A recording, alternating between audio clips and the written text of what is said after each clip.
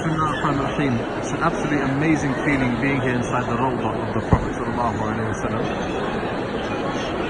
As you see here, there is a hadith in which the Prophet ﷺ authentically, it's been reported that he said that whatever is between my grave, or my house rather, which is now his grave, and his mimbar, which is this, is a garden from the gardens of Jannah. Subhanallah.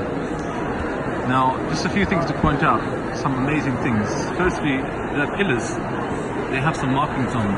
They're called ustuwana, meaning a pillar, and that is the ustuwana of sarir, which means the pillar of relaxing, or sleeping. And they said that the Prophet ﷺ used to set up his tent for i'tikaf just there.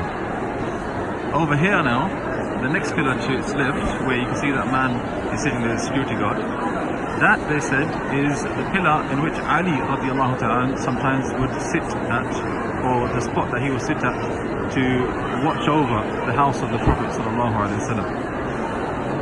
This pillar here, this one is supposed to be the pillar which Abu Lubaba, companion of the Prophet sallallahu alaihi wasallam, he tied himself to this pillar because he made a mistake and he regretted it so much that he said, I'm going to tie myself here and I'm not going to release myself until Allah subhanahu wa ta'ala forgives me. And Allah Jalla wa ala did forgive him, I believe, after 4 nights of tawbah.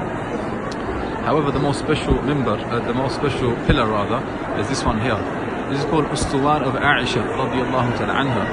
And the story goes, there is a narration that says, in which the Prophet said that Aisha, if the people knew how much reward there is for praying here, then they would flock to it and they would draw lots to see who could pray here. So this is actually the best spot to pray in the Rawdah, right here behind this pillar. And then to the right of that you have the mihrab of the Prophet ﷺ. People always try to fight to pray there, but the way that the mihrab has been constructed after him is so thick that in fact if you did sajda even inside it, you wouldn't be touching the place of the head of the Prophet ﷺ, rather you'd be probably where his feet were. However, that little pillar behind it, that goes up there, behind the mimbar of the Prophet ﷺ, that is actually known as the pillar of Hannana, which means crying. And the story goes that that pillar is where a tree used to be, which the Prophet ﷺ used to lean against to deliver his khutbah. And then when they built the mimbar of the Prophet ﷺ further away from that, and the tree was left, the tree began to cry, and the crying sound of it is known as Hannana. And so that pillar behind that mihrab, it represents that.